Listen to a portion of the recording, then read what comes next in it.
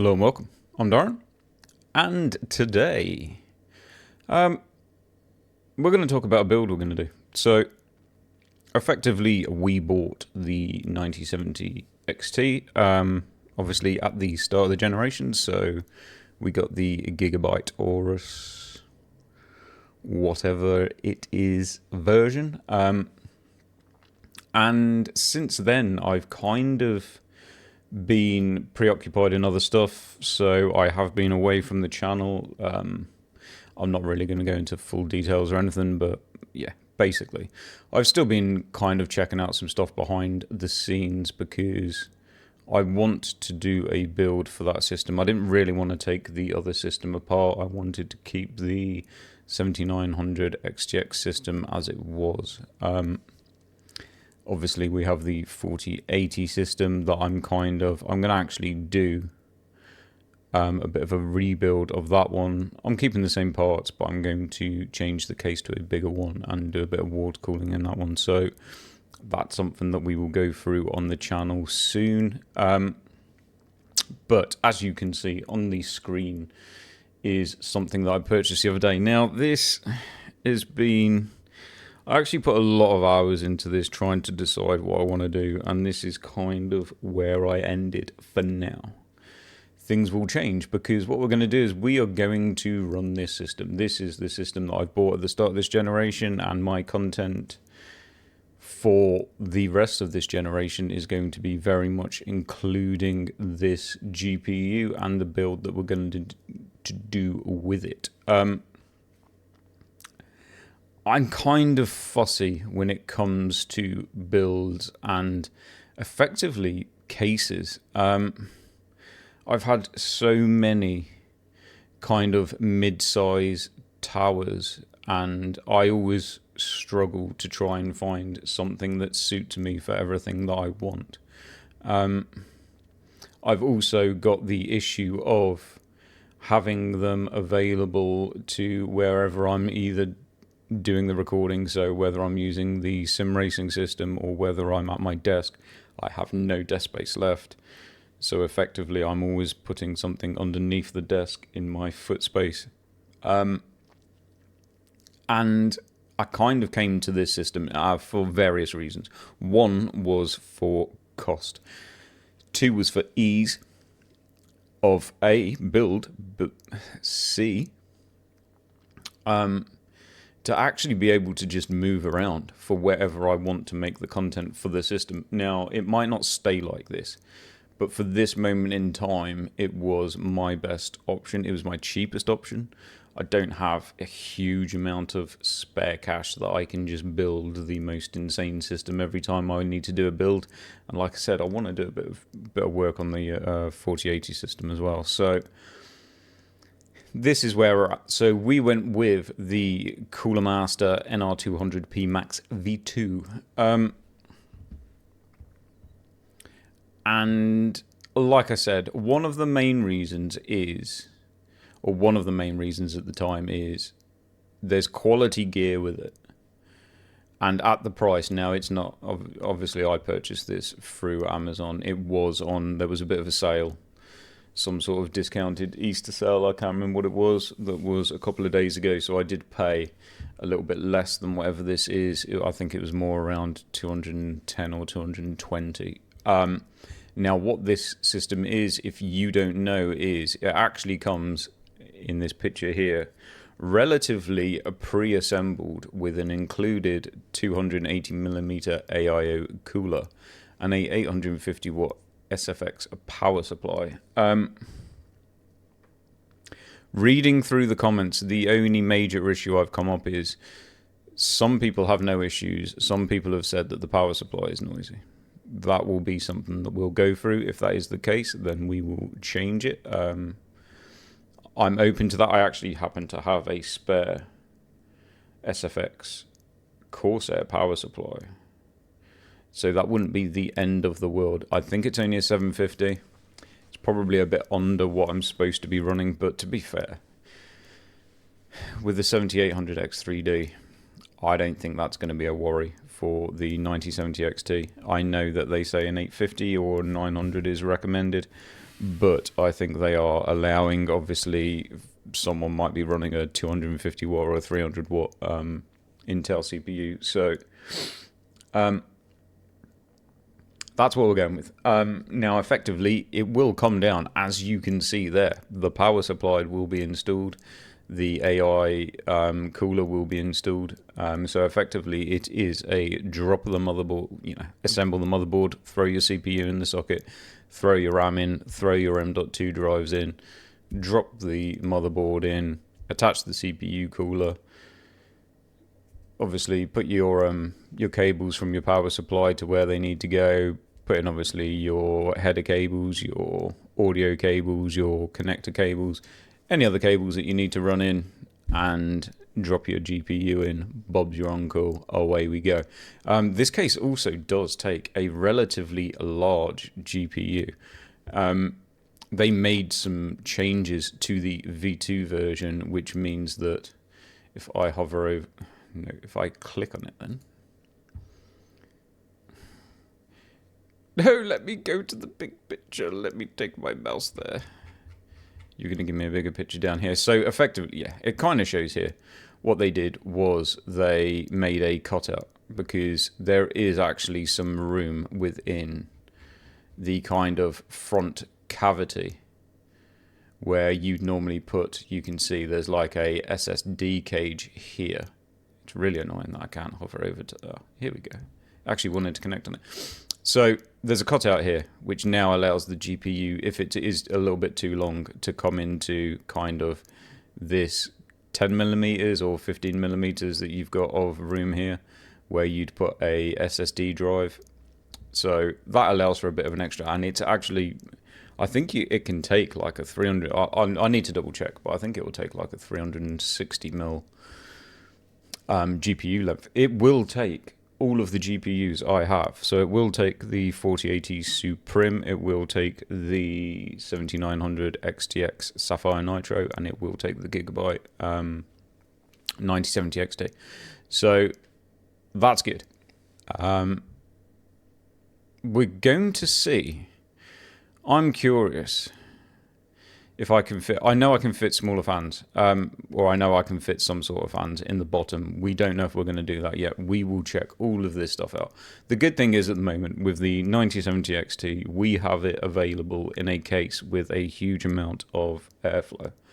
So the case that it's in now is the NZXT H6 Flow. It has two 140mm fans below it that are blowing some air up towards it to allow for obviously extra cooling. It has three 120mm fans at the front angle, which are obviously blowing air towards it. I mean, generally they tend to get sucked up before they actually even make it to the GPU, but it's got good airflow within that case.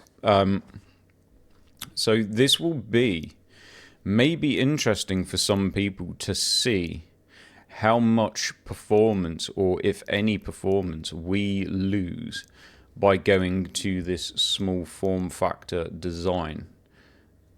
So that was kind of one of my reasons, because for a lot of people, this might, obviously, we'll check it out when it comes. I'll unbox it, I'll show you a quick picture. This is a relatively small system. This might be the type of build that someone would be interested in, coming from console maybe, that just want something that they can put down in their living room next to their TV, which isn't huge, it's not glaring, it's not outlandish. This is kind of going to be a generally not much in the way of RGB build. We'll see. We might try something. I do have fans within the house that I could mess around with just to see. As you can see, it comes with nothing in the way of RGB. So it comes with these two 140mm fans. We will see what they perform like. Cooler Master isn't something that it's not a brand that I tend to use.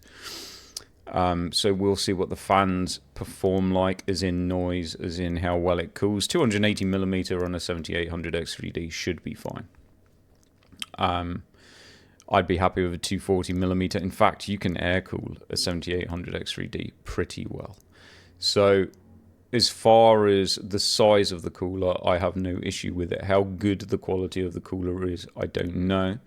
It will be perfectly fine to get it running and then as we go through and we find any issues and we find fault, then we will make more content, because we will be changing whatever we're changing in the system.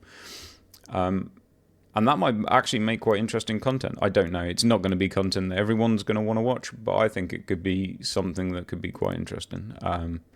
Again, like I said, we will try, maybe if the cooling doesn't feel quite adequate, we can try some fans in the bottom. I think we might be able to do a few mods that will allow us more in the way of fanage.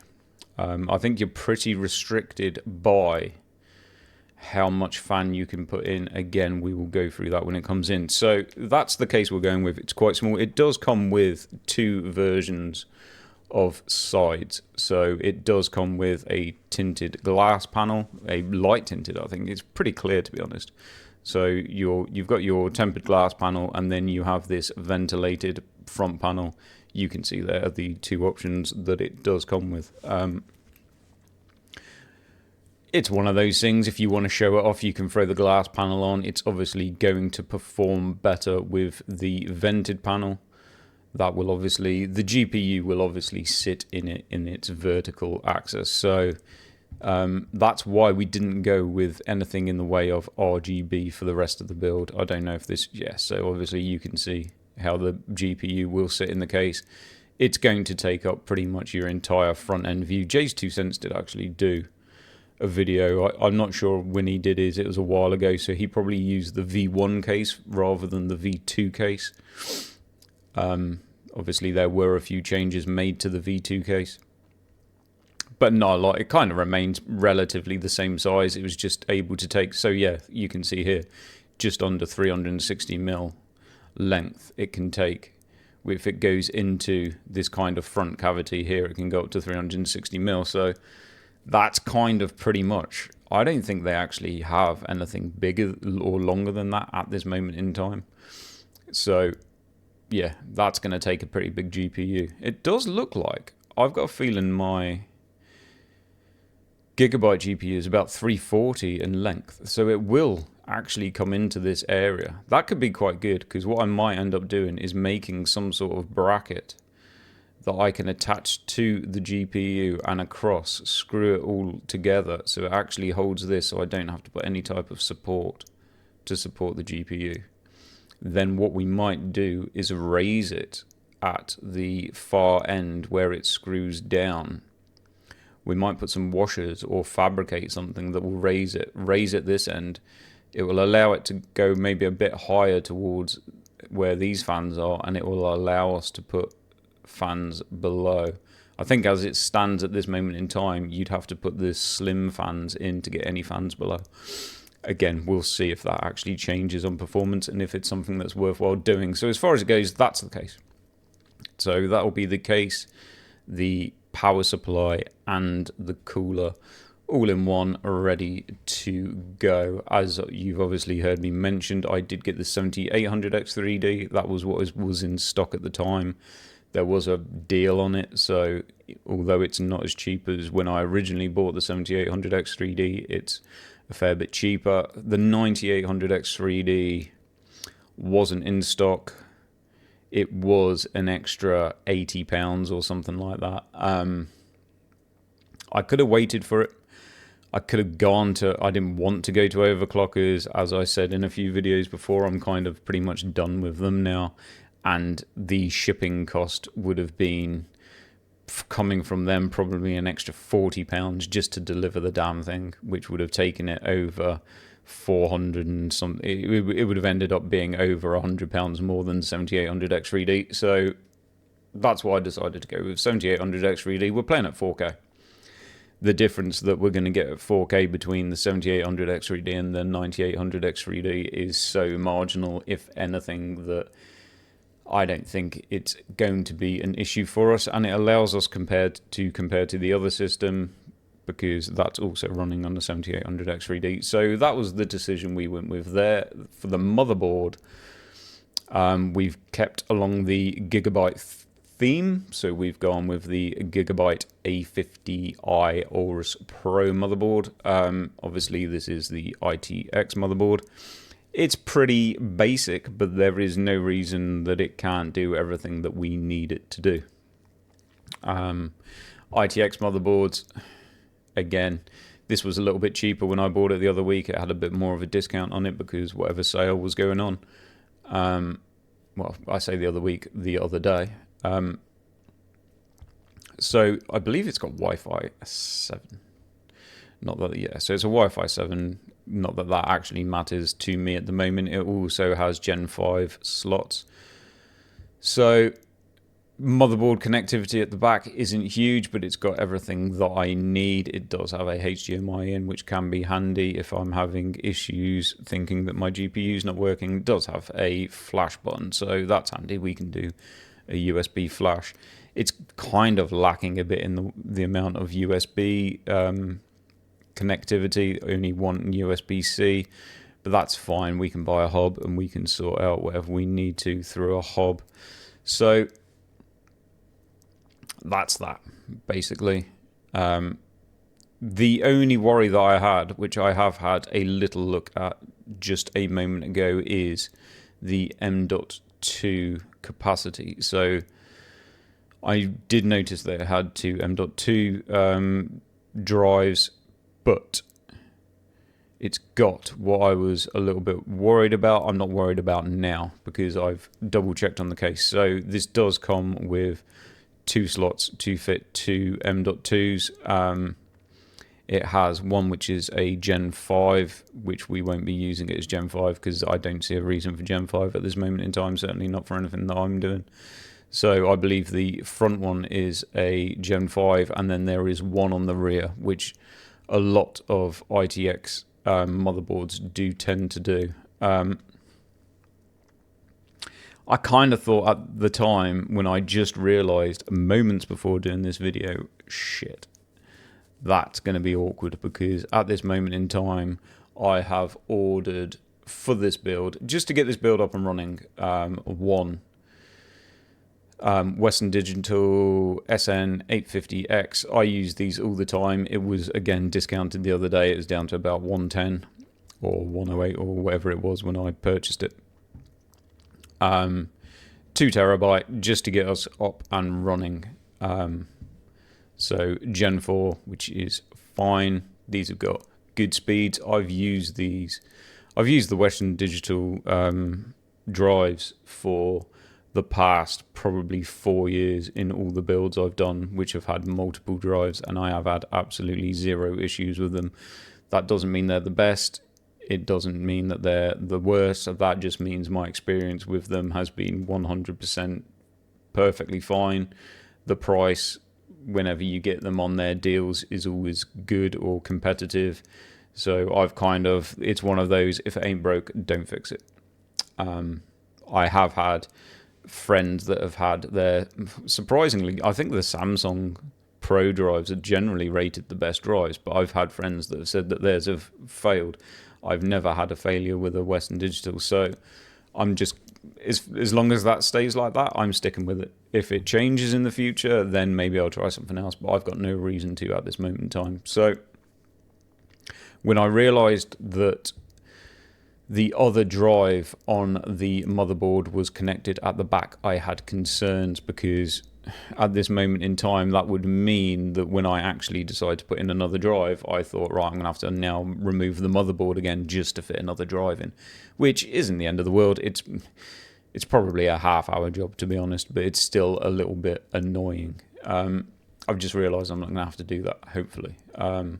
I did quick check on the Cooler Master website, and I believe, looking at this picture, that the motherboard tray is pretty much non-existent. So if effectively it looks as if there is the biggest cutout at the back of the motherboard tray, which means I should be able to literally take the back cover off, which is ventilated, as you can see, and remove, basically just remove the back cover of the PC, and I should be able to get to the back slot, M.2 slot on the back of the motherboard, which is really good, really handy. That also means that I believe, because it is a back slot, which means it will have absolutely zero air movement on it, or very negligible air movement. I will probably get one of the, it's only an extra £10, but you can obviously get the heatsink versions, so I will probably end up getting a heatsink version for the back.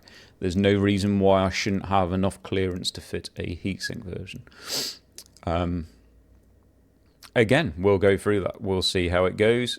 Whatever we buy for this system, we will put in some content. If people keep watching it, we'll keep doing it. I don't know if I'm going to do the build. I don't know if I can film it. I don't know if people are interested. If you want to see someone building a system in an Nr200p V2 Max, you will find a lot of content that will probably be better than what I can do. I don't particularly have a proper camera to do it. All of my kind of videos of me are done through a webcam. I'd have to try and set that up on some sort of tripod, and the auto zoom on it is not particularly great, so I'm not quite sure how that would work. I could try it. If it comes out really bad, I just won't bother uploading it. Let me know in the comments if it's something that you actually want to see.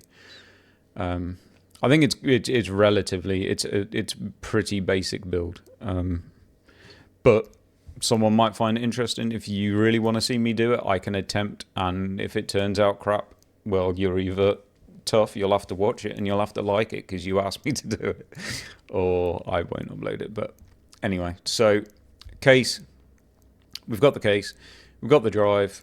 Obviously the case comes with a lot of the stuff we need. We've got the motherboard, we've got the 7800 X3D, and as far as RAM goes, this again was on a deal the other day. It's still on a deal now, but you're not going to see the motherboard and you're not going to see the RAM, because effectively the GPU is going to take up all of the viewing. If you do decide to run the tinted glass panel, all you're going to see is the GPU. Everything else is shoved behind it. So there was no point in me getting anything with RGB. I went for, I've used this before in builds before. It's does everything you need. No kind of extra cost needed. Corsair Vengeance, DDR5, 32 gigabytes, which is all we need for now, 6,000 megahertz. CL30, so the timings on this are relatively tight. It does come with the 30, 36, 36, 76, so as far as it goes for DDR5, that's fine. There's no point us spending for anything crazy more. There's no point us going for higher RAM speeds. We're not going for the ultimate 1 or 2 or 3 extra FPS we can get. This is, as far as it goes, this is everything we need and nothing more than that. So yeah, it was in stock. It was ready to go. It was on a little bit more of a deal than what it's on now. As you can see, it will cover Intel, but it will cover AMD Expo also. So I could shove this in any of my Intel or AMD machines, and it's good to go. It's running in one of my machines at the moment. No, tell a lie. It was running in the system that I just sold, which allowed me to have the money to do this build. So yeah, as far as it goes, that's it. That's what we're going to do. And like I said, we will see exactly where that takes us. We will go through, I think, to be fair, I'll probably run it for the most time. Certainly when I'm doing any content, any type of benchmarks, I will be running it with probably this vented panel, just to allow that GPU to obviously draw in air through the vented panel. And I think it looks quite good. I have had the version 1 Nr200p case. It was the air-cooled version, but my daughter, one of the first builds I did was for my daughter in that case, and she ran with it for a couple of years, and it's actually a pretty decent little case. It's not as fancy as some of the kind of, more expensive, more premium, more niche ITX cases that you can buy. I did look at some of those. I did look at the N-Case M2, which I'd have to purchase, it appears, from America. We might do that. That might be something we will do.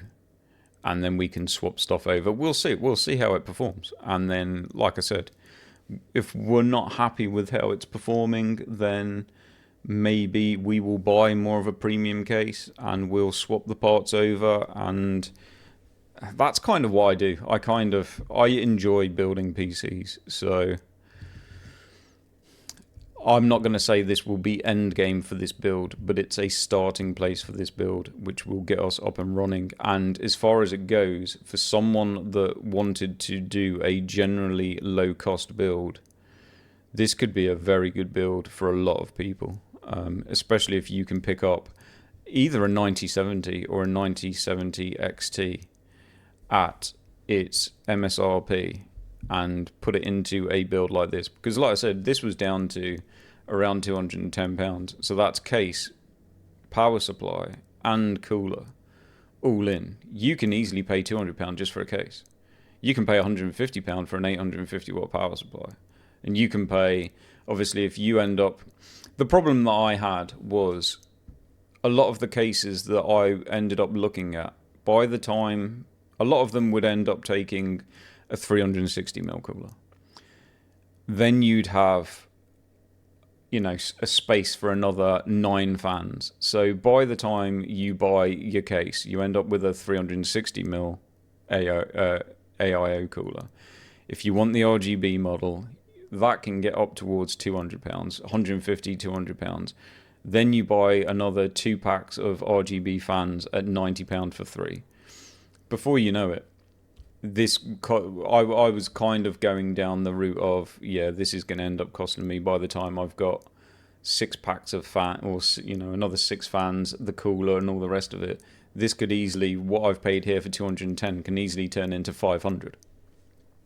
And as far as cases went, I was struggling. The only one case that I was thinking of doing was, they'd gone out of stock. I did actually quite like the Lian Li SOP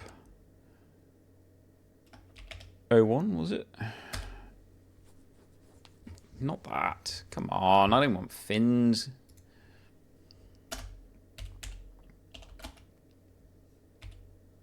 Awesome typing skills. So I did... Come on, where is it? Oh, God. As I said, my typing skills have just done something really weird. I do not know what. Come on. So, I nearly thought of doing the SOPO one. Again, it's not the biggest case, so it would have kind of got me in that area of not being huge case. And as far as it goes, it doesn't need fans, because effectively it does come with pre-installed fans at the back. And in this case, your GPU is... Let's see if there's any product. There's no fucking product pictures. That's pretty bad. Effectively, your GPU is the front intake. So the GPU stands at the front, in the front of the case, stood up, with your GPU, obviously, fans being the front fans of the case. You then have a room for a 360mm AIO cooler, which goes in the back, and then you've got no... So this would have kind of been a case where I didn't have to then spend a ton of money on fans. I could have just used, because you don't need RGB or anything, you don't see the fans. None of the fans will be on show. The only thing that will be on show is the GPU at the front. So this would be the side of the GPU, and obviously the front of the GPU you'd see through the case. I did very much consider that. I'd like to build in that system at some point. Maybe I will pick up one of those. It would kind of... The annoying thing is, at that point, if I move to that, I'd probably want a full-size ATX motherboard. So it'd mean buying another motherboard. So, yeah, that would be a bit of a bummer. Not the end of the world. If we do... I mean, to be fair, having an ITX motherboard is always handy, because I do like to have an ITX build that I can just have on a shelf below my desk, where I don't have a full-size ATX build. But I'm getting to the point of I'm rambling now, so I'm going to leave it there. Let me know in the comments what you think. Let me know if you really want to see me building it, or if I just get it up and running. Obviously, I can hold it in front of the camera and show you because it's tiny. Get it up and running, and then we'll check it out. Like I said, we can check this system out. Performance. We can check out game performance in this system running alongside, or, you know, compare it to what it was running in the other system with far more case fans and all the rest of it. Check out, obviously, CPU temps, check out GPU temps, and if that has any effect, as in, obviously, noise effect, how much noisier it is, or obviously if we start dropping in performance, because obviously the hotter things run, the drop in performance they tend to have just to manage their own thermal life. So yeah, that's it. That's what we're going to do. Hopefully, I believe some of this stuff is arriving today. The rest should be arriving tomorrow. So as far as it goes, this build probably should take me, at worst, I mean, admittedly, I'm going to have to install stuff. Install time is going to take the longest, but to actually just put the system together, it probably should only take me half an hour at best. It might take an hour if I'm being a little bit lazy, but it should be very quick to put together. So I should have this hopefully up and running tomorrow night, so we can get some content out. Or we can at least put a video up of showcasing it, and then effectively we can run a few benchmarks compared to what we were running in the other one. We can put up the overlay, we can show how much it's changed GPU fan speeds even. This is definitely not going to run as cool as the other system, but it might not be that much different. If it's only within margin and it's not actually any noisier and it's not actually making any difference in performance, then this could be a very handy system for anyone. So I'm gonna leave that. Let me know in the comments what you think, and I'll catch you in the next one.